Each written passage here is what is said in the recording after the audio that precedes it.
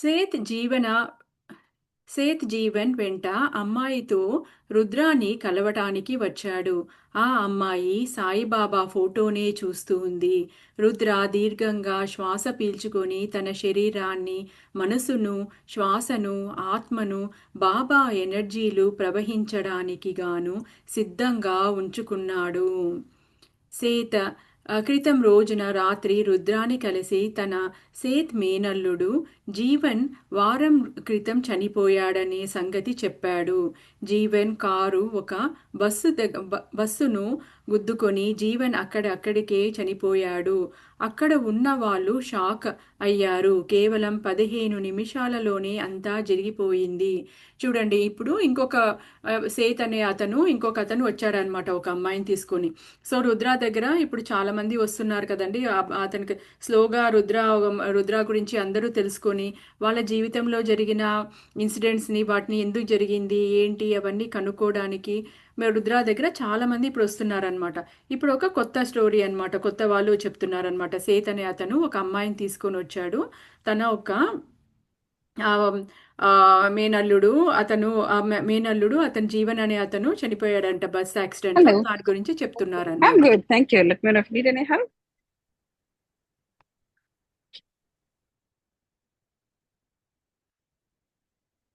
Okay. Rudra తన ఎదురుగా కూర్చున్న ఆ అమ్మాయిని చూశాడు. నిండా 20 ఏండ్లు లేవు. అతడు బ్రతికుంటే బాగుండేది అనుకున్నాడు. రుద్ర తనలో బాబా ఎనర్జీలు ప్రవహించడం గమనించాడు. ఆ ఎనర్జీల ప్రకంపనలు రుద్ర సృష్టి మొత్తంలో అనుసంధానం అయ్యేలా చేశాడు. అది ఓ వింత అనుభూతి. జీవన్ ఇంకో 50 సంవత్సరాలు బ్రతికి జీవన్ ఇంకో 50 సంవత్సరాలు బ్రతకాల్సి ఉంది. అతని జాతక చక్రంలో తన 78వ సంవత్సరంలో శరీరం వదిలేస్తాడని ఉంది. కానీ జాతక చక్రంలో లేనిది ఏమిటంటే 50 సంవత్సరాలకు పైగా అతడు పక్షపాతంతో మంచం మీద ఎన్నో అనారోగ్య సమస్యలతో బ్రతకాల్సి ఉంది. జీవన్కి తెలుసు ఆ సంగతి. అతడు 4 రోజులకు చనిపోతాడనగా ఆ సంగతి నీకు చెప్పాడు. ఆగాడు రుద్ర. చూడండి, ఈ అమ్మాయికేమో నిండా అసలుకైతే 20 ఏండ్లు కూడా లేవన్నమాట. ఆ అబ్బాయి చనిపోయాడనమాట. అరే, ఈ అబ్బాయి ఇంకా బ్రతకాల్సింది కదా, అంత తొందరగా అంత చిన్న వయసులో ఎందుకు చనిపోయాడు అని రుద్ర చాలా ఫీల్ అయ్యాడనమాట. ఫీల్ అయ్యి బాబాని ధ్యానించడం మొదలు పెట్టాడనమాట. అప్పుడు ఒకలాంటి బాబా ఒక ఎనర్జీస్ అనేది రుద్రాలోకి ప్రవేశించాయన్నమాట. ప్రవేశించి అతను యాక్చువల్గా తన ఆ జీవన్ అనే వ్యక్తికి ఆయుష్ 78 ఇయర్స్ ఉందంటండి. అసలు కానీ అతను 50 సంవత్సరాలకి పైగా అతను పక్షపాతంతో మంచం మీద పడి ఎన్నో అనారోగ్యాలతో చాలా బాధ నరకం అనుభవించాల్సి ఉందన్నమాట అసలుకైతే. అది అది జీవన్కి తను చనిపోయే ముందు కొన్ని రోజుల ముందుగానే ఆ విషయం తెలిసిపోయిందనమాట. తెలిసిపోయి చెప్పాడనమాట. కళ్ళు కళ్ళు చెరువులయ్యాయి ఆ అమ్మాయికి. వెక్కి వెక్కి ఏడుస్తుంది. అతని గురువు స్వామి అక్కల్కోట్ మహారాజ్ జీవన్ రోజుకు 2 గంటల ప్రార్థన మొదలు పెట్టాక 4వ రోజు కలలో కనిపించాడు. జీవన్ రోజు మొత్తం నూనె దీపాలు వెలిగించాడు. ఎన్నో ధర్మకార్యాలు నెరవేర్చాడు. మాస్టర్ చెప్పినట్లు అతని సంపాదనలో 5% అవసరం అవసరంలో ఉన్న పేదల కోసం వినియోగించమని మేము చెప్పాము. చూడండి, అతని యొక్క గురువు అక్కల్కోట్ మహారాజ్ అంట. అతను జీవన్కు మామూలుగా అంతకుముందు చెప్పాం కదండి ఈ స్టోరీ. అసలుకైతే అది మళ్ళీ బ్యాక్ తీసుకొస్తున్నారనమాట.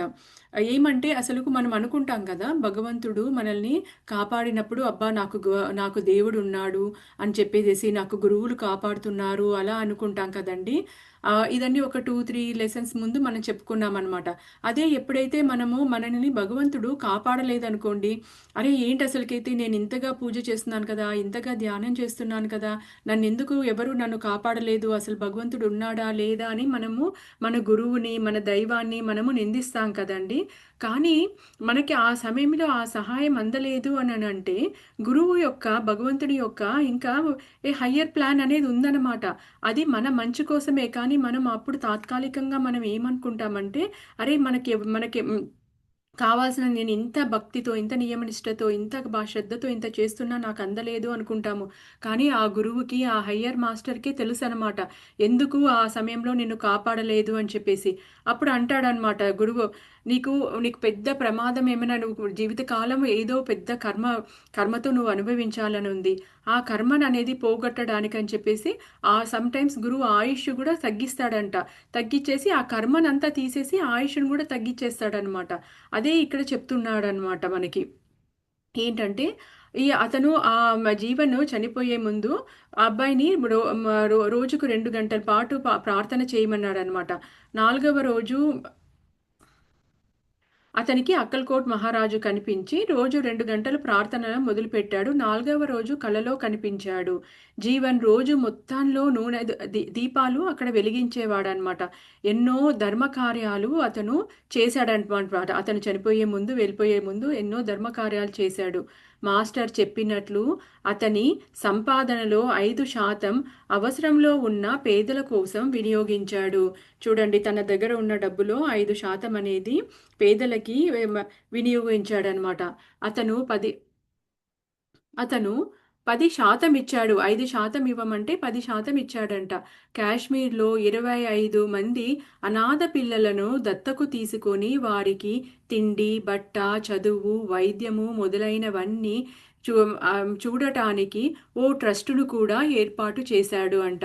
చూడండి, అతను అసలుకు ముందుగానే తనకి తన ఆయుష్ తను చనిపోయేది తెలుసుకొని తను చాలా కోటీశ్వరుడు కదండీ! ఆ జీవన్ అనే అతను మొత్తం ఇవన్నీ కూడా చేశాడనమాట. ధర్మ కార్యాలన్నీ కూడా చేశాడనమాట.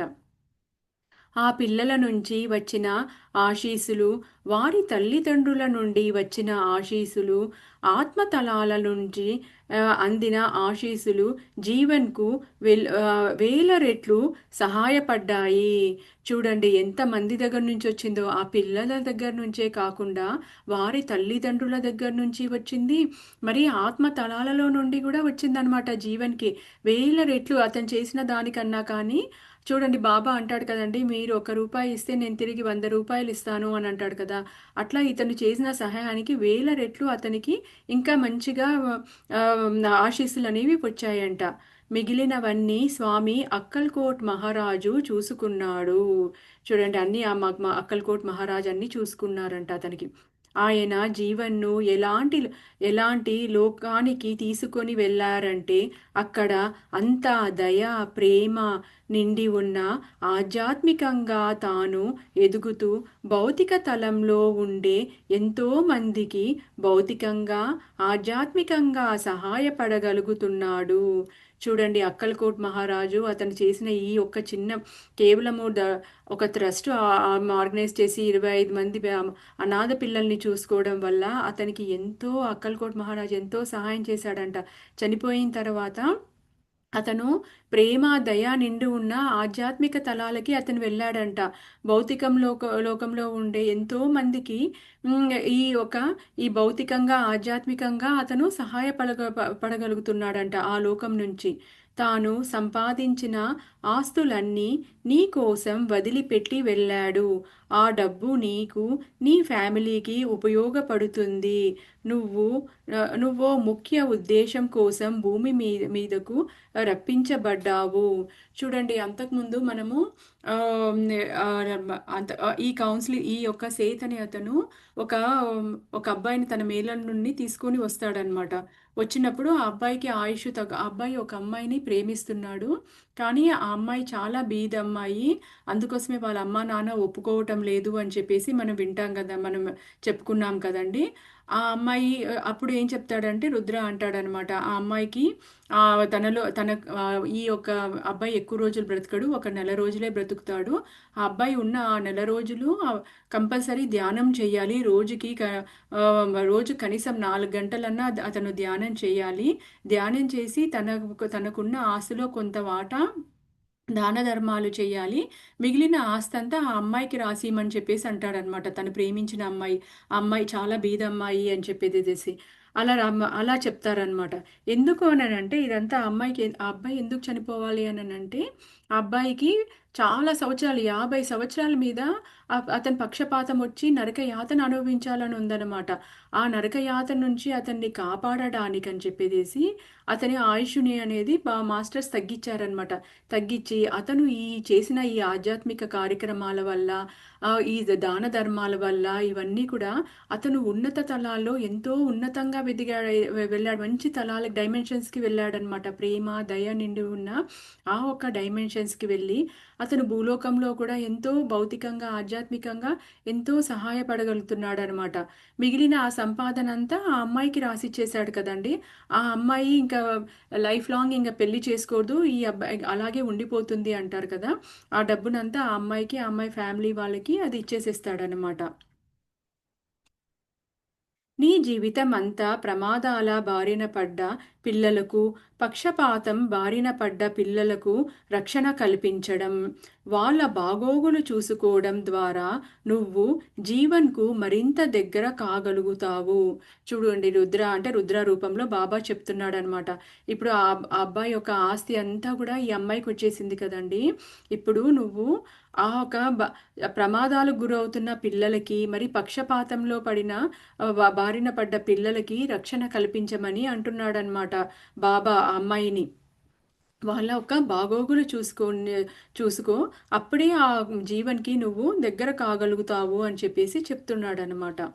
నువ్వు చేసే ఈ సేవ అవసరంలో ఉన్న వాళ్లకు, నువ్వు చేసే ఈ సేవ భగవంతుడికి చేసే సేవయే. నీ ప్రేమ నీ దైవం, నీ ప్రేమే నీ దైవం. చూడండి, ఈ సేవ అనేది అవసరంలో ఉన్న వాళ్ళకి మనము చేసే సేవ అనేది అది భగవంతుడికి చేసే సేవ అని చెప్పేసి అని అంటున్నాడు అనమాట. నీ ప్రేమే నీ దైవం అంటున్నాడు. చూడండి, ప్రతి మనిషిలోనూ ప్రేమ ఉండాలన్నమాట. ప్రేమ ఎప్పుడైతే మనలో ప్రేమ ఉంటుందో అప్పుడే దైవం అనేది ఉంటుందండి. మనలో ఎప్పుడైతే ఈర్ష, ద్వేషాలు, అసూయ, క్రోధం ఇవి అవన్నీ ఎప్పుడైతే తాండవిస్తుంటాయో అప్పుడు ఆ దైవం కూడా మన దగ్గర ఉండడనమాట. మన అందరి మీద మనకి కరుణ, ప్రేమ, దయ, జాలి ఇలా ఉండి అందరూ బాగోగుల కోసం మనం ఎప్పుడైతే ప్రయత్నిస్తామో, అందరికీ మంచి జరగాలని ఎప్పుడైతే అనుకుంటామో అప్పుడే మనకి మాస్టర్స్ సహాయం కానీ ఆ దైవం అనేది మనకి దగ్గర ఉంటుందన్నమాట. నీ యొక్క ఆర్థిక అవసరాలను మేము చూసుకుంటాము. నీ నువ్వు జీవన్ను గాయపడిన బాధపడే వారిలో చూసుకో, వాళ్లకు నీ ప్రేమను పంచు. చూడండి, నీకు కావాల్సిన ఆర్థిక సహాయము అంత మాస్టర్స్ అందిస్తారు. నువ్వు జీవన్ని ఎవరైతే ప్రతి ఒక్కరిలో ఆ అమ్మాయి సహాయం అందించే ప్రతి ఒక్కరిలోనూ చూసుకోమంటున్నారనమాట. ఇప్పుడు ఒక పక్షపాతంలో ఉన్న వాళ్ళకి, అనాథ పిల్లలకి, ప్రమాదాల్లో ఉన్న వాళ్ళకి సహాయం చేస్తుంది కదండి. ప్రతి ఒక్కరిలోనూ ఆ అబ్బాయి చనిపోయాడు కదా, ఆ అమ్మాయి బాధతో దిగులుతో ఉందన్నమాట. ఏడుస్తూ ఉంటే అప్పుడు అంటున్నాడు అనమాట, ప్రతి ఒక్క మనిషిలోనూ నువ్వు ఆ జీవన్ని చూడు అంటున్నాడు అనమాట. వాళ్ళకు నీ ప్రేమను పంచు అని అంటున్నారనమాట. ఒక వ్యక్తితోనే ఆగిపోకు, నీ ప్రేమ అనేది ఆ ప్రేమను అనేది అనంతమైన ప్రేమని అందరికీ అందించు అని చెప్పేసి మాస్టర్ చెప్తున్నాడనమాట ఆ అమ్మాయికి. జీవన్ నీతోనే ఉన్నాడు. నువ్వు ఉద్వేగాలను నువ్వు కంట్రోల్లో పెట్టుకోకపోతే నీ ప్రకంపనలు మళ్ళీ అతనిని కిందికి లాగివేస్తాయి. చూడండి, మనం అంటారు కదా, అసలుకైతే అతను ఇప్పుడు ఇప్పుడు ఉన్నత స్థలాల్లో ఉన్న హయ్యర్ డైమెన్షన్స్లో ఉన్నాడనమాట.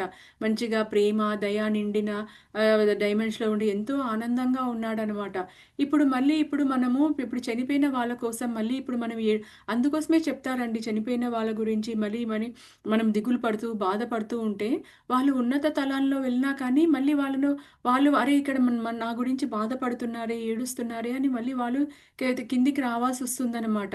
అందుకోసమే ఎక్కువగా ఏడవకూడదు అని చెప్పేసి అని అంటారనమాట. అదే విషయము ఇక్కడ కూడా చెప్తున్నారనమాట. బాబా చెప్తున్నారు ఆ అమ్మాయికి, నువ్వు మళ్ళీ ఏడుస్తూ అలా ఉంటే నీ యొక్క ప్రకంపనలు అనేది మళ్ళీ అతన్ని కిందికి లాగేస్తాయమ్మా అని చెప్పేసి అంటున్నారు. అదే చూడండి, మనం మనము అంత ఉన్నతంగా మన ఆలోచన అనేది ఉండాలండి అసలుకైతే. ఎవరైనా చనిపోయిన వాళ్ళ గురించి కూడా వాళ్ళ గురించి బాధపడుతూ, ఏడుస్తూ సమయాన్ని వృధా చేసుకోకుండా వాళ్ళని అందరిలోనూ చూసుకుంటూ, వాళ్ళలో ఉన్న ప్రేమని వాళ్ళ మీద మనకున్న ప్రేమని ఎదురుగా మనకి ఎవరు ఉన్నారో వాళ్ళని చూసుకుంటూ, వాళ్ళకి సహాయపడడంలోనే జీవితానికి ఒక సార్థకత అనేది ఉండండి. స్పిరిచువల్‌గా గ్రో అవ్వడం అంటే ఇదే అండి. ఒక వ్యక్తిలోనే ఒక ప్లేస్‌లోనో మనం అక్కడే ఉండిపోకుండా అందరిలోనూ భగవంతుని చూడడము. ఏ విధంగా మనము మన సొంత వాళ్ళని ఎలా చూసుకుంటామో, అలా బయట వాళ్ళను కూడా అదే ప్రేమ, అదే అభిమానము, అలాగే సేవ చేయాలి అని చెప్తున్నారనమాట ఇక్కడ బాబా. కానీ నువ్వు నీ బాధను, దుఃఖాన్ని వాళ్ళకు సేవ చెయ్యడానికి ఉపయోగిస్తే జీవన్ నీతో కలకాలం ఉంటాడు. చూడండి ఆ బాధ, దుఃఖం అనేది ప్రతి ఒక్కరిలోనూ ఉంటారనమాట. దాన్ని మంచిగా మలుచుకోమని చెప్పేసి అంటున్నారనమాట. ఎలా అంటే వేరే వాళ్ళకి సేవ చేస్తూ ఉపయోగపడితే అప్పుడు జీవన్ నీతోనే ఉంటాడు. కలకాలం నీతోనే ఉంటాడు అని చెప్తున్నాడనమాట బాబా. అతను కూడా ఆధ్యాత్మికంగా ఎదిగి నీ ద్వారా తనను కూడా అవసరంలో ఉన్న వాళ్లకు సేవ చేయగలుగుతాడు. చూడండి ఇప్పుడు ఈ అమ్మాయికి ఇంత డబ్బు ఇచ్చేసి జీవన్ ఇచ్చేసి వెళ్ళిపోతున్నాడు కదండి, కోట్ల కొద్ది ఆస్తి. సో ఎప్పుడైతే నువ్వు మంచిగా వేరే వాళ్ళకి సహాయపడుతూ అవన్నీ నువ్వైతే ఎప్పుడైతే నువ్వు ఇలా చేయగలుగుతావో, భౌతికంగా, ఆధ్యాత్మికంగా వేరే వాళ్ళకి సహాయపడగలుగుతావో, అప్పుడు జీవన్ ఎప్పుడూ నీతో పాటే ఉంటాడు. అతను కూడా ఆధ్యాత్మికంగా ఎదుగుతాడనమాట అసలుకైతే. ఎందుకంటే ఈ అమ్మాయి ప్రతి వ్యక్తిలోనూ అతన్నే చూస్తూ ఉంది కదండీ! అతని డబ్బు అనేది ఆధ్యాత్మికంగా ఆధ్యాత్మికంగా ఉపయోగిస్తుందనమాట. భౌతికంగా మంచి పనులకు ఉపయోగిస్తుంది. ఎప్పుడైతే ఆ డబ్బు తన స్వార్థం కోసం ఉపయోగించుకోకుండా మంచి పనులకు ఉపయోగిస్తుంటే ఆ ఇచ్చిన వ్యక్తి కూడా ఎదుగుతాడనమాట. ఆధ్యాత్మికంగా అతను కూడా ఎదుగుతాడనమాట. ఎంత జ్ఞానం ఇక్కడ చెప్పారు చూడండి. మనం పోయిన వాళ్ళ గురించి ఏడుస్తూ, బాధపడుతూ మన లైఫ్‌ని, మన జీవితాన్ని మనం స్పాయిల్ చేసుకుంటాం కదా! కొన్ని రోజులు, కొన్ని నెలల వరకు. అదే దాన్ని ఎంత ఉన్నతంగా, ఎంత మంచిగా మలుచుకోవచ్చు అనే దాన్ని ఎంత వివరంగా, ఎంత బాగా చెప్పాడు చూడండి. వేరే వాళ్ళకి సహాయపడడం వల్ల, వేరే వాళ్ళకి ఉపయోగపడడం వల్ల, ఆ బాధని, ఆ దుఃఖాన్ని వేరే వాళ్ళకు సేవ చేయడం వల్ల ఉపయోగించుకో. అప్పుడు అది అన్ని విధాలుగా నీకు మంచిది, ఆ చనిపోయిన ఆ వ్యక్తికి కూడా మంచిది అని బాబా ఆహ్, హ్మ్. క్లియర్‌గా ఆ అమ్మాయికి ఉపదేశించాడనమాట. దీనికోసం నువ్వు నీ ఎమోషన్స్‌ని అదుపులో ఉంచగలగాలి. ఓపెన్‌గా ఉండాలి. భూమి మీదే భూమి మీద వేటగాళ్ళు, వేట వే వేటాడబడేవాళ్ళు అంటూ ఎవ్వరూ లేరు. నీలో నీలో నిండుగా భగవంతునిని నింపుకో. స్వార్థం లేని ప్రేమను నింపుకో. అప్పుడు నువ్వు దేవుణ్ణి నీ ఆహ్, దేవుడి నీడవు అవుతావు. చూడండి అసలుకైతే నీ ఎమోషన్స్‌ని అదుపులో పెట్టుకోమని చెప్పేసి అని అంటున్నాడనమాట. నిజమే కదండీ! ఆ అమ్మాయికి ఎంతో అతన్ని గాఢంగా ప్రేమించుంటుందనమాట. పెళ్లి చేసుకుందాం అనుకుంటుంది. కానీ అతను చనిపోతాడు కదా! సో, అందుకోసమే ఆయన 20 ఏండ్లు గూడా లేవు ఆ అమ్మాయికి. అంత చిన్న అమ్మాయి అసలుకైతే. సో, ఆ ఎమోషన్స్ అందుకోసమే బాబా చెప్తున్నాడనమాట. నీ ఎమోషన్స్‌ని కంట్రోల్‌లో పెట్టుకో. ఓపెన్‌గా ఉండు. ఇక్కడ ఈ భూమి మీద ఎవ్వరు వేటాడేవాళ్ళు కానీ, హ్మ్. వేట పడేవాళ్ళు కానీ అంటూ ఎవ్వరూ లేరమ్మా. నువ్వు నిండుగా ఆ భగవంతుడిని నీలో నింపుకో అని చెప్పేసి అంటున్నారనమాట. ఎంత నిండుగా నువ్వు ఆ భగవంతుడిని కానీ నింపుకోవాలంటే, ఆ స్వార్థం లేని ప్రేమని నింపుకో అని చెప్పేసి అంటున్నారనమాట. మనందరము ఎప్పుడైతే మన కోసము, మన సభ్యుల కోసము మనం చేస్తూ ఉంటాం కదండీ! అదంతా కూడా ఒక విధంగా స్వార్థమే. అదే మనకి ఏ విధంగానూ మళ్ళీ ఎవరి దగ్గర ఆశించకుండా నిస్వార్థంగా సేవ చేసినప్పుడు, నిస్వార్థమైన ప్రేమను అందరి మీద చూపెట్టినప్పుడు, అప్పుడు ఆ భగవంతుడు మనతో పాటే ఉంటాడండి అసలుకైతే. అప్పుడు నువ్వు దేవుని నీడవవుతావు చూడండి. దేవుడి యొక్క నీడవి నువ్వే అవుతావు అని చెప్తున్నాడనమాట. సముద్రంలోని అలలు నువ్వు సముద్రమే అవుతావు. సముద్రంలోని అలల్లా నువ్వు సముద్రమే అవుతావు చూడండి. ఎలా అయితే సముద్రంలో అలలుంటాయి కదండీ! అలా నువ్వు కూడా ఆ సముద్రమే అవుతావు అని అంటారు కదా! దేవుని యొక్క నీడలో ఉన్నప్పుడు నువ్వెప్పుడైతే దేవుడి నీడవైతావో అప్పుడు నువ్వు కూడా ఆ దేవుడివే అయితావు అని చెప్పేసి ఇక్కడ చెప్తున్నారనమాట. మేము జీవన్ను ఇక్కడికి పిలుస్తాము. అతడే నీకు సేవ చేసే పద్ధతిని చెబుతాడు. మిగతాది నువ్వు పూర్తి చెయ్యవచ్చు. నువ్వు శాంతితో జీవిస్తే అతను కూడా ఆ లోకాల్లో శాంతితో ఉంటాడు. ఆపాడు రుద్ర. చూడండి, జీవన్ని ఇక్కడ పిలుస్తాము అంటే ఛానలింగ్ ద్వారా పిలుస్తాము. అతడే నీకు ఎలా సేవ చేయాలి అనేది చెప్తాడు. కానీ నువ్వు ఎప్పుడైతే శాంతితో జీవిస్తావో అప్పుడే అతను ఆ పైన ఉన్నత తలాల్లో శాంతిగా జీవించగలుగుతాడు అని చెప్పేసి రుద్ర చెప్తూ ఆపాడనమాట.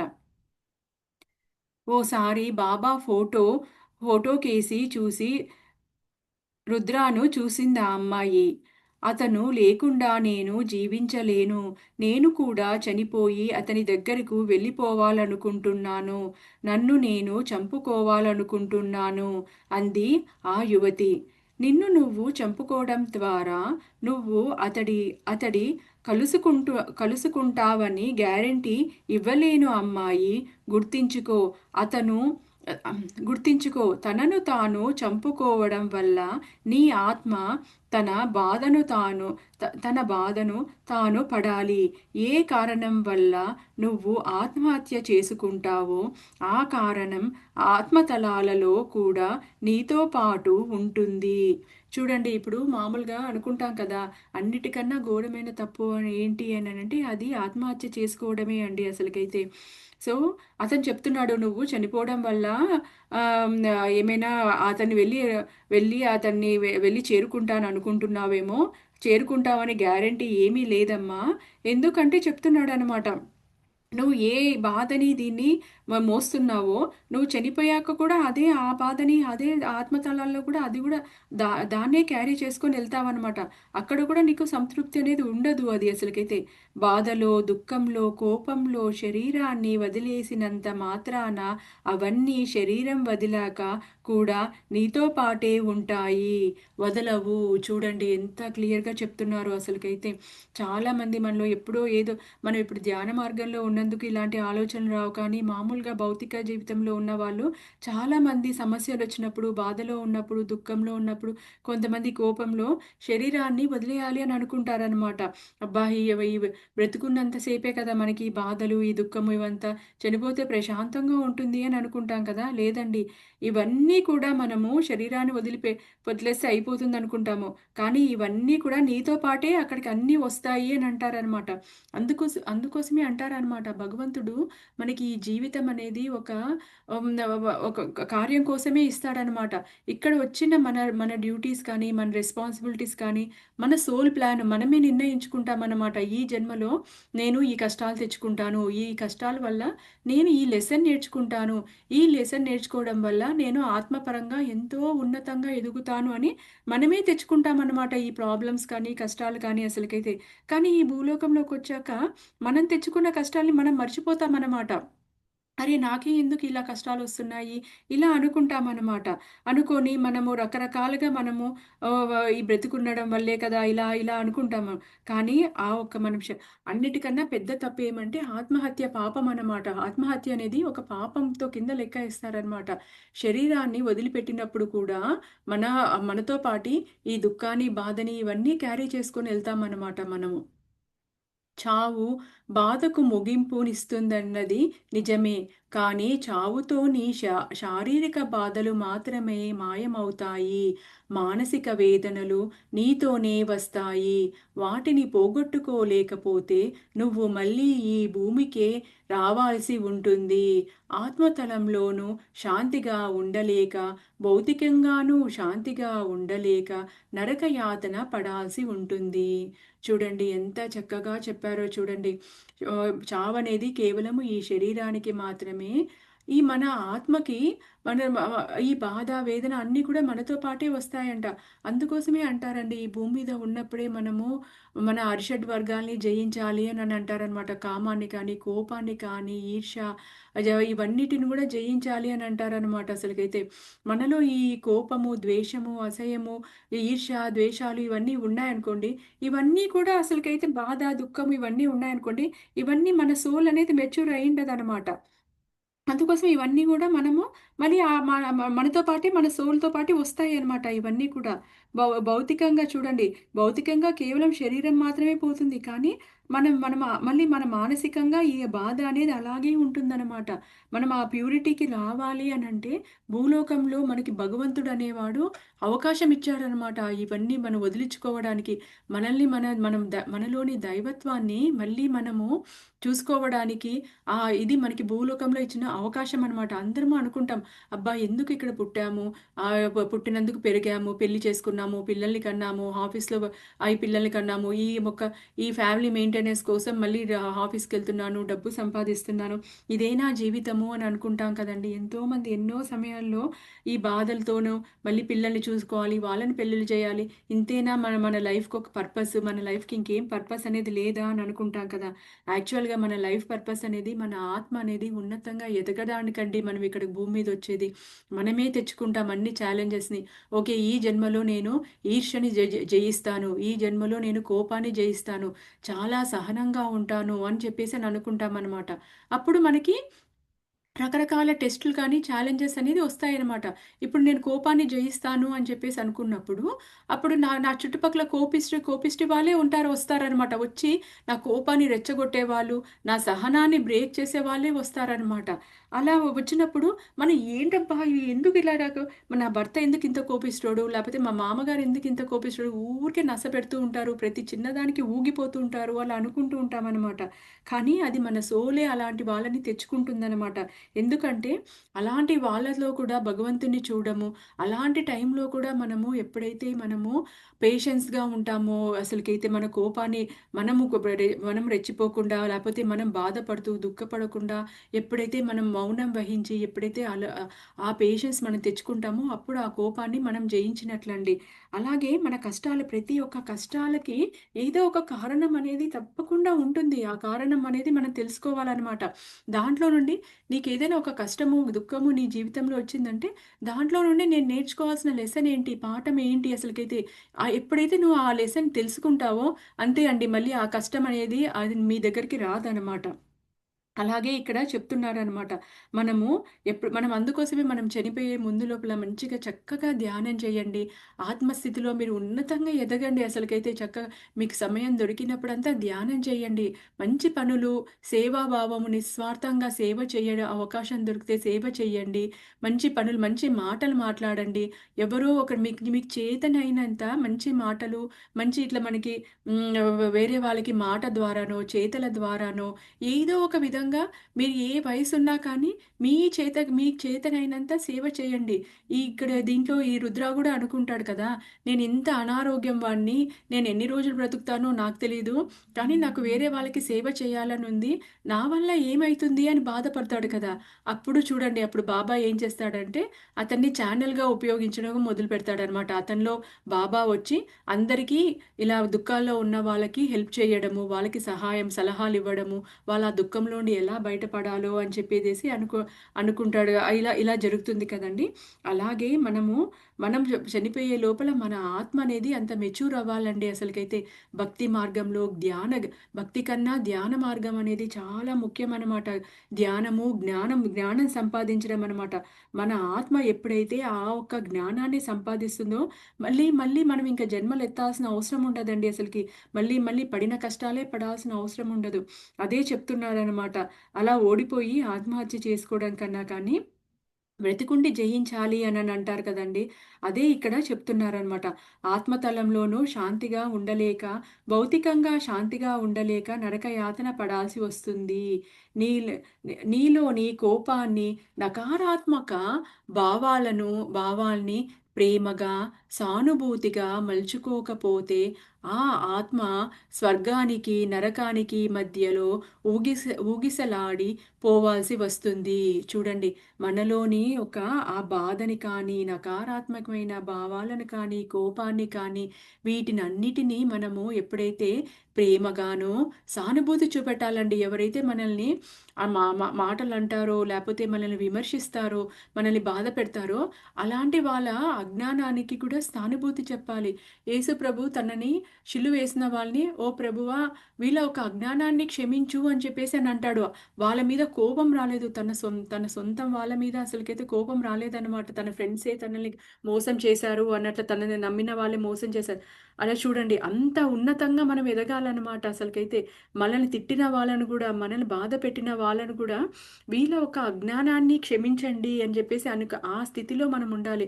చూడండి, వాళ్ళ మీద సానుభూతిగా మలుచుకోకపోతే, ఇప్పుడు మనల్ని తిట్టారు ఎవరో ఒకరు, మన జీవితకాలం మన అత్తగారో ఎవరో ఒకరు మనల్ని సాధించే వాళ్ళు, ఒక మనిషి జీవితంలో ఎవరో ఒకరు బాధ పెట్టే వాళ్ళు ఉంటారు. ఎవరూ పెట్టకపోతే అనారోగ్యాలు వస్తాయండి.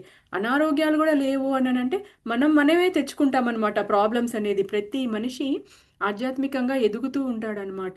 ఆ ఎదిగే ప్రణాళికలో మనకి ప్రాబ్లమ్స్ వస్తేనే మనం ఎదుగుతామన్నమాట. ఆ ఎదిగే క్రమంలో మనమే తెచ్చుకుంటాం ఇలాంటివన్నీ కూడా. ఎప్పుడైతే అలా ఎదురు వాళ్ళని కానీ, మన పరిస్థితుల్ని నిందించకుండా దాన్ని ప్రేమతో స్వీకరిస్తామో, సానుభూతి చూపెడతామో, అప్పుడే మన ఆత్మ అనేది స్వర్గానికి కానీ, లేకపోతే ఉన్నత తలానికి అనేది చేరుతుందనమాట.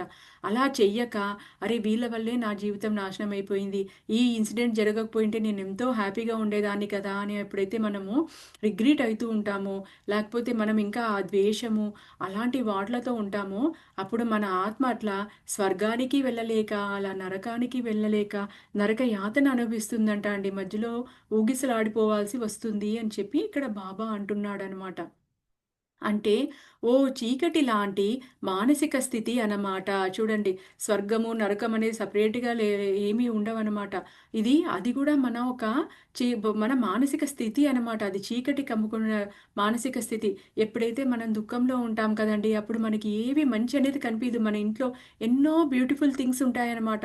ఎదురుగా మన హస్బెండు, మన పిల్లలు అలా మంచిగా ఎంతో మనకు ఆనందాన్ని ఇచ్చేవాళ్ళు ఉంటారు. కానీ అప్పుడు మనకి ఏమి కనిపియవు. ఎప్పుడైతే మన కోపంతోనో, బాధతోనో, దుఃఖంతో ఉంటే ఆ ఒక బ్యూటీ అనేది మనకు కనిపియదనమాట. అలాగే ఇక్కడ చెప్తున్నారనమాట. ఒక చీకటి లాంటి మానసిక స్థితిలో ఉంటారంట ఆ ఆత్మలనేవి. నేను నేను నీకు ఏం చెప్పాలనుకుంటున్నాను అంటే, ఆత్మహత్య వల్ల ఏ ఉపయోగము లేదు అని చెప్తున్నాడనమాట ఇక్కడ. బాబా రుద్రా చేత ఆ అమ్మాయికి చెప్తున్నాడనమాట ఈ మాటలన్నీ కూడా.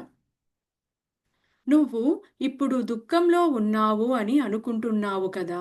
నీ ఆత్మ బలవంతాన శరీరాన్ని వదిలిపెట్టేటప్పుడు ఎన్నో రెట్లు ఎక్కువ బాధ మరియు దుఃఖము పొందుతుంది.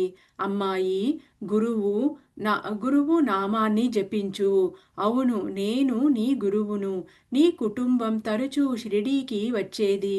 నీ మనసులో, హృదయంలో, ఆత్మలో నన్ను నింపుకో. ఎంత ఎక్కువగా నువ్వు నన్ను తలుచుకుంటే అంత ఎక్కువగా నీలో నేను ఉంటాను. చూడండి, చెప్తున్నాడు బాబా, అంటున్నాడు అనమాట ఆ అమ్మాయితో. నేను నీ గురువుని. అంతకుముందు నీ కుటుంబము నా తరచూ షిరిడీకి వచ్చేదంట. ఆ అమ్మాయి వాళ్ళ కుటుంబము చాలాసార్లు షిరిడీకి వచ్చేదంట. అందుకోసమే నేను నీ గురువుని. నీ మనసులోనూ, చూడండి, మనసులోనూ, హృదయంలోనూ, ఆత్మలోనూ నన్ను నింపుకో అని అంటున్నాడు అనమాట. ఎంత ఎక్కువగా నువ్వు నన్ను తలుచుకుంటూ ఉంటే అంతగా నేను నీలో ఉంటాను అని చెప్తున్నాడు. చూడండి, గురువు అసలుకి ఎంత దయార్థమైన ప్రేమ ఆ భగవంతుడికి ఆ భక్తుల మీద చూడండి. నువ్వు నాకు నాకు దగ్గరగా వచ్చే కొద్దీ నేను మరింతగా దగ్గరవుతాను. నువ్వు నా దగ్గరకు ఒక అడుగు వేస్తే నేను నీ దగ్గరకు ఒక మైలు వేస్తాను. నీ షిరిడీ సాయిబాబా ఎప్పుడూ నీతోనే ఉంటాడు. ఎప్పుడూ నువ్వు బాధపడవద్దు. బాధతో పొ- బా బాధతో బాధతో పోట్లాడాలి అని ప్రయత్నించవద్దు. చూడండి, నువ్వు ఒక్క అడుగు నీ యొక్క గురువు దగ్గరికి వేస్తే, గురువు నీకు ఒక మైలు అడుగులు నీ కోసం వస్తానమ్మా అని చెప్తున్నాడనమాట. అసలుకైతే ఎప్పుడూ నువ్వు బాధపడద్దు, బాధతో నువ్వు పోట్లాడద్దు, ఫైట్ చేయొద్దు అని చెప్పేసి అంటున్నాడనమాట. అసలుకైతే నీ జీవితం అంతా నువ్వు దాంతోనే జీవించాలి.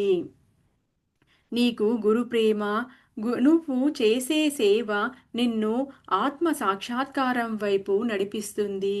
చూడండి ఎప్పుడూ ఆ గురువుని తలుచుకుంటూ, ఆ గురువుని స్మరించుకుంటూ ఎంత ఎక్కువ ఆ భగవంతునిలో నువ్వు లీనమైతావో, అంత ఎక్కువగా నీకు నీ గురువు మీద ప్రేమ ఎప్పుడైతే గురువు మీద ప్రేమొస్తుందో, మన మీద మనకు కూడా ప్రేమొస్తుందండి. ప్రతి మనిషి మీద, మన చుట్టుపక్కల వాళ్ళ మీద, మన ప్రతి మనిషి మీద మనకి ప్రకృతి మీద, జీవరాశి మీద, అందరి మీద ప్రేమ వస్తుంది. ఆ ప్రేమకనేది అంత శక్తి ఉంటుందన్నమాట.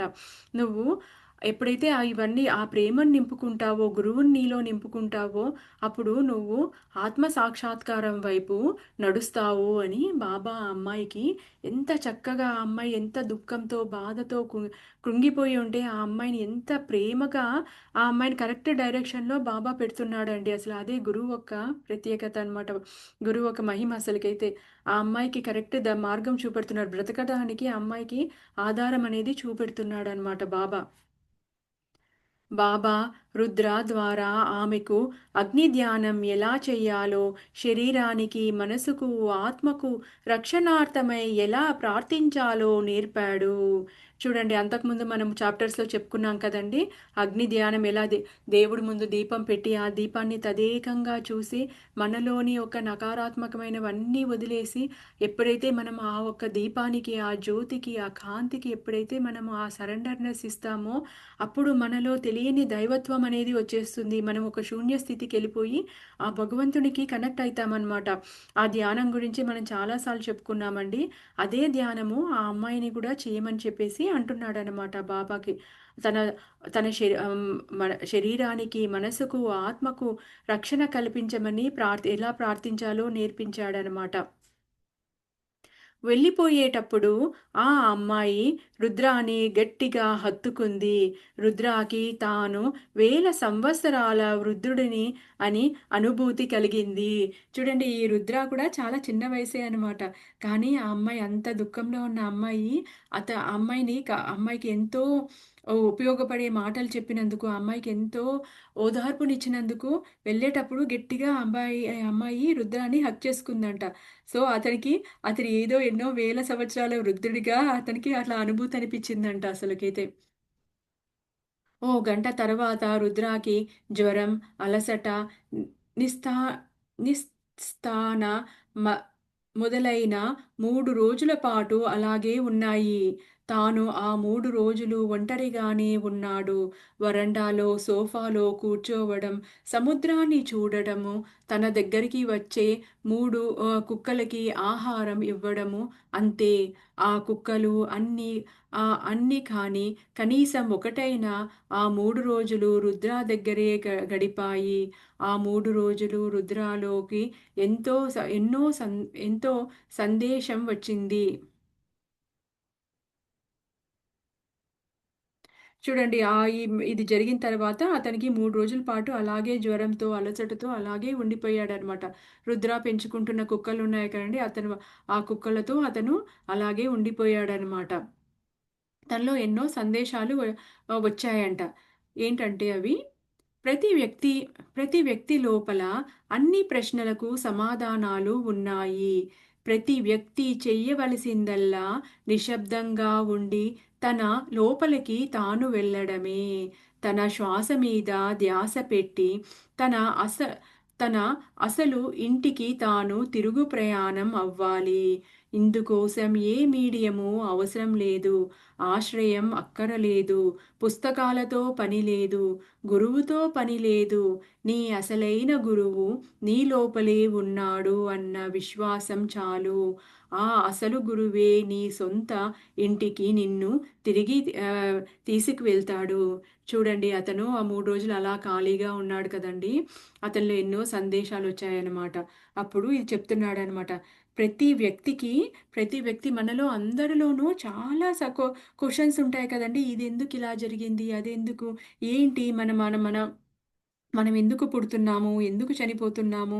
మన జీవితంలో ఎందుకు ఇలాంటి ఇన్సిడెంట్స్ జరుగుతున్నాయి? అసలు మనం ఆధ్యాత్మికంగా ఎందుకు వస్తున్నాము? ఇలా ఎన్నో క్వెషన్‌లొస్తాయి కదండీ! ప్రతి ఒక్క వ్యక్తికి ఆ ప్రశ్నలకంట సమాధానము మనలోనే ఉన్నాయంట. బయట వెతకాల్సిన అవసరం లేదు అని అంటున్నారనమాట. ఏ గురువుని అవసరం లేదు. ఏ ఆశ్రమాలకి వెళ్ళాల్సిన అవసరం లేదు. ఏమి చేయాల్సిన అవసరం లేదు. మీరు చెయ్యవలసిందంతా ఏంటి అనంటే నిశ్శబ్దంగా కూర్చొని మనలోకి మనము చూసుకోవడమే అన్నమాట. ఆ శ్వాస మీద ఎప్పుడైతే ధ్యాస పెట్టి పెట్టి మనలో మనము ఎప్పుడైతే చూసుకుంటామో మన ప్రశ్నలకు మనకు అన్నిటికీ సమాధానాలు దొరుకుతాయి అని అంటున్నారనమాట. నువ్వు తిరిగి మన అదే నిన్ను మనలో ఉన్న చైతన్యమే మనల్ని ఆ ఒక దేవుడి దగ్గర దేవుడు అనంటే ఇక్కడ చెప్తున్నారు కదండీ! మన సొంత ఇల్లు అనమాట. మన సొంత ఇల్లు ఈ భూలోకం అనేది మనము తాత్కాలికంగా ఉంటున్న ఇల్లు. ఉన్న ప్రదేశం మాత్రమే. యాక్చువల్‌గా మనమందరం కూడా ఆ దేవుని దగ్గర ఉన్నత తలాల్లో అది యాక్చువల్‌గా మన ఒక సొంత ఇల్లనమాట.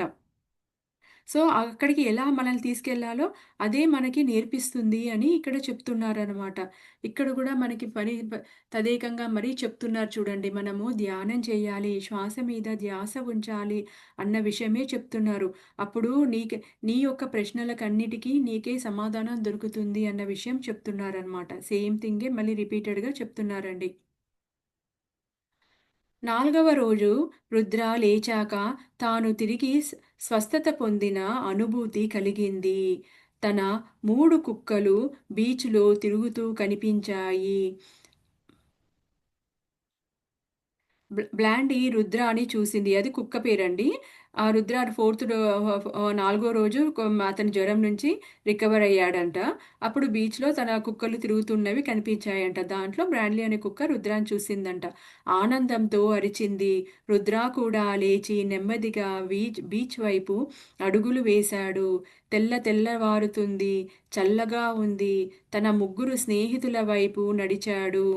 అవి కూడా ఎన్నో సంవత్సరాలు ఎడబాటు తర్వాత కలుసుకున్నంతగా పరుగెత్తుకుంటూ వచ్చాయి. చూడండి ఆ కుక్కలు కూడా రుద్ర ఎప్పుడైతే రికవర్ అయిపోయాడో, రికవరీ స్లోగా నడుచుకుంటూ వచ్చాడో, ఎన్నో సంవత్సరాల తర్వాత హ్మ్. కలుసుకుంటున్నలాగా అవి ఎంతో ఆనందంగా రుద్ర దగ్గరికి వచ్చాయంట. మరణాంతర జీవితం గురించి రుద్ర ఆశ్చర్యపోతున్నాడు. ఒక రైలు ప్రమాదంలో మరణించిన కొడుకు యొక్క తండ్రిని తాను కలుసుకోబోతున్నాడు. అతను ఓ సిటీలో నివసిస్తున్నాడు. అతని దగ్గర దేశ్ముఖ్ అనే స్నేహితుడికి కిరాణా షాపు ఉంది. ఆ దేశ్ముఖ్‌కి రుద్ర ఫ్యా రుద్ర ప్రామిస్ చేశాడు. ఈ తండ్రిని ఈ తండ్రిని చూస్తాను అని. అతని పేరు ఆహ్, వాధ్వాని. అతని పేరు వాధ్వాని అంట.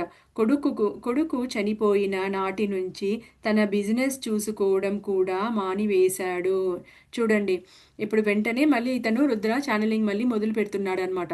కానీ ఛానెలింగ్ చేసే ముందుగానే అతనికి తన దగ్గర ఎవరు వస్తున్నాడు అన్న విషయము రుద్రాకి ముందుగానే తెలిసిపోతుందనమాట. ఒక రైలు ప్రమాదంలో ఒక కొడుకును పోగొట్టుకున్న ఒక తండ్రి తన దగ్గరికి వస్తున్నాడని చెప్పేసేసి అతనికి తెలుస్తుందనమాట. ఈ దేశ్ముఖ్ అనే అతను ఆహ్, రు అతనికి ప్రామిస్ చేశాడనమాట. రుద్ర అతన్ని చూస్తాను అని చెప్పేసేసి. ఎప్పుడైతే కొడుకు చనిపోయాడో బిజినెస్ అంతా మానేసుకొని చాలా అనారోగ్యంతో కృంగిపోయాడంట అతను. అది చూసి తన భార్య ఆందోళన చెందుతుంది. అతనికి తన కొడుకుతో మాట్లాడాలని ఉంది. రుద్ర సాబ్. కాబట్టి దయచేసి అతనికి సాయం చేయండి అన్నాడు ఆ దేశ్ముఖ్ అనే వ్యక్తి ఒక అతన్ని పిలుచుకొచ్చాడు కదండీ! అతని కొడుకుతో మాట్లాడాలి ఉంది. ప్లీజ్ ఒకసారి సహాయం చేయండి అని అడుగుతున్నాడనమాట. నాకు అది సాధ్యపడుతుందో లేదో తెలీదు. నేను ఇంతవరకు ఆత్మలతో ఎప్పుడూ మాట్లాడలేదు అన్నాడు రుద్ర. చూడండి ఇంతవరకు షిరిడీ సాయిబాబానే వచ్చి రుద్రాకి ఛానెలింగ్ చేసేవాడనమాట. బాబానే అతనికి వచ్చిన వ్యక్తులకి ఏం చేయాలి, ఎలా చేయాలి అనే విషయాలు చెప్తూ ఉండేవాడనమాట. కానీ ఇంతవరకు ఎప్పుడు రుద్ర ఆ వ్యక్తి ఆత్మలతో మాట్లాడలేదనమాట. అదే విషయము రుద్ర చెప్తున్నాడనమాట ఇక్కడ. నేను మీ గురించి చాలా విన్నాను సాబ్. అతనికి మీరు సహాయపడగలరు. అతను చాలామంది మీడియంల దగ్గరికి వెళ్ళాడు. కానీ అతనికి తా తాను తన కొడుకుతోనూ మాట్లాడాడన్న నమ్మకం కలగటం లేదు. మీరు తప్పకుండా అతనికి సహాయపడగలరని నేను ఆశిస్తున్నాను. అతని కొడుకే అతని సర్వస్వము అన్నాడు దేశ్ముఖ్. చూడండి సహజం కదండీ! అసలకైతే ఇలా ఒక తండ్రి ఆ అవస్థలో ఉండడము. చాలా మందిని కలిసాడు. కానీ అతనికి నమ్మకం కలగట్లేదు. ఇంకా మీ మీ దగ్గరికే వచ్చాము. ప్లీజ్ హెల్ప్ చేయండి అని అడుగుతున్నాడనమాట ఆ దేశ్ముఖ్ అనే అతను రుద్రాని. చివరికి రుద్ర ఒప్పుకున్నాడు. అది కూడా తనలోని ఓ మృదుస్వరం ఒప్పుకోమని చెప్పింది కనుక. ఆ మృదుస్వరం ఏమంటే షిరిడీ సాయిబాబానే అండి. షిరిడీ సాయిబాబా ఒప్పుకున్నాడు కాబట్టి రుద్ర సరే అని ఒప్పుకున్నాడనమాట. బాబా ఎక్కడున్నావు? పెద్దాయన నిన్ను చాలా మిస్ అవుతున్నాను అన్నాడు రుద్ర. ఆ రోజంతా తన తన బలాన్ని తాను కూడగొట్టుకొని పనిలో ఉండిపోయాడు రుద్ర. ఇంత బలహీనతను ఇంతవరకు తన జీవితంలో ఎప్పుడూ అనుభవించలేదు. ఛానలింగ్ అన్నీ తన ఆరోగ్యం మీద ప్రభావాన్ని చూపుతుంది. ఛానల్స్ ఛానలింగ్ అన్నీ తన ఆరోగ్యం మీద ఆ ప్రభావం చూపెడుతుంది. చూడండి ఇంకా వాళ్ళు వెళ్ళిపోయారనమాట. ఇంకా ఇంకా అతను రాలేదనమాట. అతను వచ్చే ముందు ఈ యొక్క దేశ్ముఖ్ అనే అతను మీరే సహాయం చేయాలి అని చెప్పేసి అడిగాడనమాట రుద్రాకి. సరే అని ఒప్పుకున్నాడు. ఒప్పుకున్నా కానీ బాబా అసలుకి పెద్ద ఆయనని అంటే షిరిడి సాయిబాబాని చాలా మిస్ అవుతున్నాడనమాట. ఈ ఛానలింగ్ చేయడం వల్ల కూడా ఆ ఒక చేసే వ్యక్తిలో చాలా ఎనర్జీస్ అనేది లాస్ అవుతూ ఉంటారండి. ఎందుకంటే మీకు అంతకుముందు చెప్పాను కదా! ఆ ఛానలింగ్ చేసే వ్యక్తి కూడా ఎలా ఉండాలి? వాళ్ళ యొక్క ఆలోచనలు కానీ, వాళ్ళ యొక్క మానసిక భావోద్వేగాలు అవన్నీ ఎలా కంట్రోల్‌లో ఉండాలి? అవన్నీ పర్ఫెక్ట్‌గా ఉన్నప్పుడే వాళ్ళు ఛానలింగ్ అనేవాళ్ళు చేయగలుగుతారనమాట. వాళ్ళలో ప్యూరిటీ లెవెల్ ఉన్నప్పుడు. దీనివల్ల కూడా అతను అప్పుడప్పుడు ఎక్కువ సేపు ఛానలింగ్ చేసినప్పుడు కూడా అతను నీరసించిపోతూ ఉంటాడనమాట. యాహ్! ఇక్కడితో మనం ఈరోజు ఎండ్ చేస్తామండి.